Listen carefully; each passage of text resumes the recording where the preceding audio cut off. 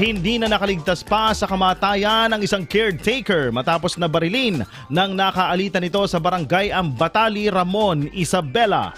Ayon sa ulat, bago mangyari ang insidente ng pamamaril, nagiinuman umano mga sospek or ang sospek at ang kaibigan nito sa harap ng kanyang tahanan. Habang nagiinuman ang mga ito, bigla na lamang dumating ang biktima, bitbit ang isang itak at tinanong kung bakit doon sila nagiinuman at galit na sinipa ang lamesang ginagamit ng mga ito. Dahil dito, pumasok naman ang sospek sa kanilang tahanan upang kunin ang kanyang baril. Subalit sa muling paglabas nito sa kanilang bahay, nakita nito ang biktima na inambahan ng itak ang kanyang asawa dahilan upang barilin niya ito na naging sanhi ng agarang pagkasawi ng biktima.